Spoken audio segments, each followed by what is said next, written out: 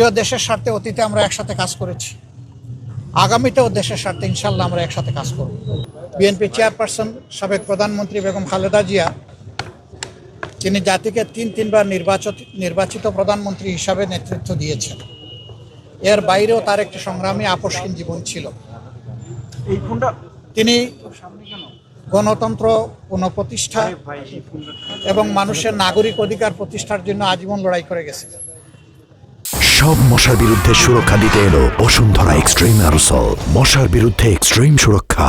সেই লড়াই করতে করতে তার শেষ জীবনটা অত্যন্ত বেদনাদায়কভাবে জেলেও একাকিত্বে কেটেছে।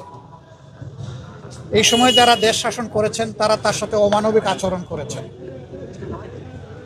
তিনি যখন গুরুতর অসুস্থ হয়ে পড়লেন তখন তাকে বিদেশে নেওয়ার জন্য দল পরিবারের পক্ষ থেকে বারবার অনুরোধ করা হয়েছে। সরকার তো আমলে নেইনি, বরঞ্চ এগুলা নিয়ে বারবার উপহাস করেছে। আল্লাহ তাআলার বিচার, ইতিহাসের অমুক বিধান। শেষ পর্যন্ত তিনি চিকিৎসা নিয়েছেন, বিদেশেও গিয়েছেন, কিন্তু ততক্ষণে তার বিশাল ক্ষতি হয়ে গিয়েছে। সেই যে তিনি ব্রিটেন থেকে ফিরে আসলেন, আর কিন্তু বিদেশ চিকিৎসা নিতে যাওয়ার মতো উপযুক্ত স্বাস্থ্য আর তার থাকলো না। স্বাস্থ্যটা এতটাই ভেঙে পড়লো যে শেষ চিকিৎসা তাকে দেশেই নিতে হয়েছে। এই ক্ষেত্রে আমরা তার আত্মার মাগফিরাত কামনা করি। মহান রব্বুল আলামিনের দরবারে দোয়া করি আল্লাহ তার বান্দির উপরে রহম করুন এবং জান্নাতের সর্বোচ্চ দরজা তাকে দান করুন।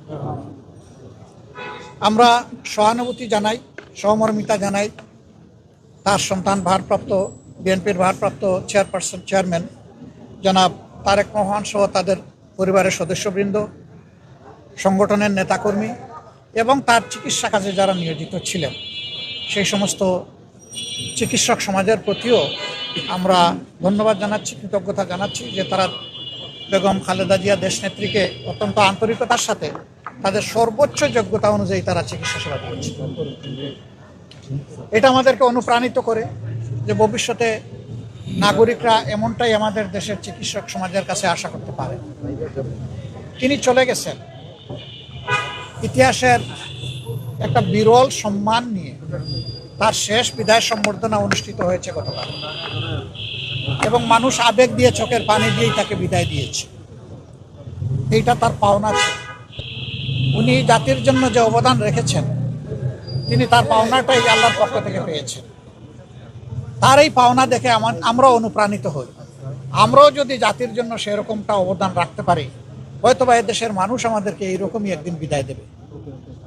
এটা সবার কপালে জুটে না। এই সম্মানটা পাওয়া, মানুষের চোখের পানি দিয়ে বিদায় সম্বর্ধনা পাওয়া, এটা বিশাল ব্যাপার। আমরা এই জন্য আল্লাহ রাব্বুল আলামিনের শুকরিয়া আদায় করি যে তিনি তার বান্দির প্রতি রহমশীল হয়েছে। দেশ এখন একটা গুরুত্বপূর্ণ বাঁকে আছে। আগামী নির্বাচন অনুষ্ঠিত হবে একই দিনে, জাতীয় সংসদ নির্বাচন এবং গণভোট। সংস্কারের জন্য গণভোট আর সরকার গঠনের জন্য সাধারণ নির্বাচন।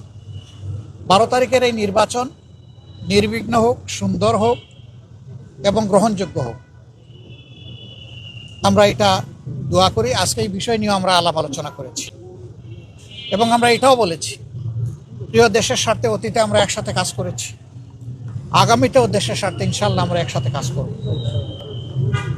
তারেক রহমান সাহেব সহ বিএনপির নেতৃবৃন্দ একই আকাঙ্ক্ষা ব্যক্ত করেছেন, আমরাও একই আকাঙ্ক্ষা ব্যক্ত করেছি।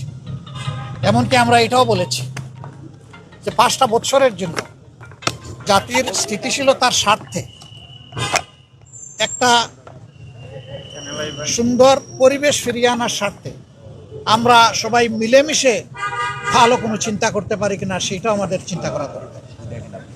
এবং আমরা এটাও বলেছি, নির্বাচনের পরপরই, সরকার গঠনের আগেই আমরা ইনশাল্লাহ বসবো, খোলা মনে কথা বলবো, জাতির জন্য আমরা চিন্তা করব, জাতির জন্য আমরা সিদ্ধান্ত নিব। আপনারা দোয়া করবেন আমরা সবাই যেন ম্যাডাম যে ঐক্যের জায়গাটা পাটাতন যেটা তৈরি করে দিয়ে গেছে, তার উপর দাঁড়িয়ে আমরা যেন আমাদের দায়িত্ব পালন করতে পারি।